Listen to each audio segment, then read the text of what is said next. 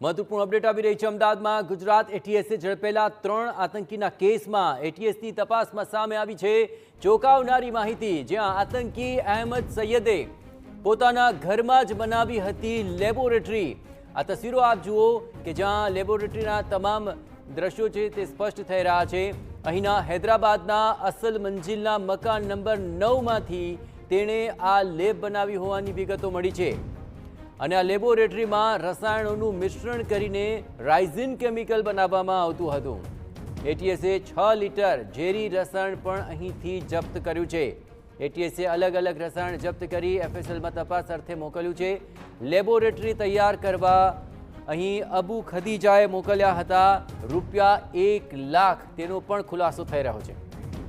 અને આ સમગ્ર મામલે વધુ વિગતે વાત કરવા જોડાઈ રહ્યા છે ટીવી 9 સંવાદદાતા હરીન માત્રાવાળા। હરીન, હવે એક બાદ એક તપાસમાં મહત્વપૂર્ણ ખુલાસા થઈ રહ્યા છે। લેબોરેટરી જે મળી આવી છે, કઈ કઈ વિગતો આ લેબોરેટરીથી મળી છે અને તપાસમાં તે કેટલો મોટો પુરાવો સાબિત થશે?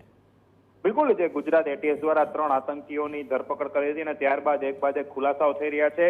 જે યુપીના 2 આતંકી છે, આઝાદ અને સુરેલ, તેમના ઘરે ગુજરાત એટીએસની ટીમ છે તે પહોંચી હતી ને ત્યાં સર્ચ ઓપરેશન કર્યું હતું ને તેમાં આતંકી ડોક્ટર અહેમદ સૈયદ છે તેના નિવાસ સ્થાનેથી જ્યારે એટીએસ દ્વારા સર્ચ કરવામાં આવ્યું ત્યારે મોટા પ્રમાણમાં ઝેરી કેમિકલ છે તે મળી આવ્યું છે ને કેમિકલ બનાવવાના સાધનો પણ મળી આવે છે। જે દ્રશ્યોમાં જોઈ શકાય છે કે તેમના નિવાસ સ્થાનેથી જે એટીએસ દ્વારા કબજે કરેલા જે પદાર્થો છે તેના દ્રશ્યો છે ને ખાસ કરીને મોટી માત્રામાં ગુજરાત એટીએસને કેમિકલનો જથ્થો મળી આવ્યો હતો અને જે અહેમદ સૈયદ છે તે હૈદરાબાદના રાજેન્દ્રનગરમાં આવેલા અસદ મંજિલમાં રહેતો હતો અને ત્યાં એટીએસ દ્વારા સતત સર્ચ કરવામાં આવ્યું હતું અને ત્યારબાદ છે આ વસ્તુ મળી આવી છે। આતંકી જે અહેમદ સૈયદ છે તે રાઇઝિન અને અતિશક્તિશાળી ઝેરી કેમિકલ છે તેનાથી હજારો લોકો છે તેને મારી નાખવાની ફિરાકમાં હોય તેવું પણ જે સામે આવ્યું હતું ને એટીએસ છે હવે આ તમામ વસ્તુઓના આધારે પણ આગળની તપાસ શરૂ કરી છે। જી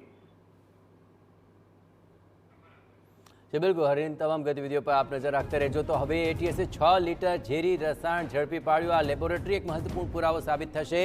એટલું જ નહીં, એટીએસે અલગ અલગ રસાયણ જપ્ત કર્યા છે અને એફએસએલમાં તપાસ અર્થે મોકલ્યા છે। તો અહમદ મોયુદ્દીન સૈયદ કે જેની પર પહેલેથી જ ઘણા ગંભીર આરોપ લાગી ચૂક્યા છે અને હવે તપાસની અંદર મોટા ખુલાસાઓ પણ સામે આવી રહ્યા છે અને આ લેબોરેટરી એક સૌથી મોટો પુરાવો સાબિત થશે, કારણ કે 6 લિટર જેટલું ઝેરી રસાયણ અહીંથી મળી આવ્યું છે અને તેના ઈરાદાઓ આ રસાયણને લઈને, આ ઝેરને લઈને શું હતા તે પણ આગામી દિવસોમાં મહત્વપૂર્ણ ખુલાસા થશે।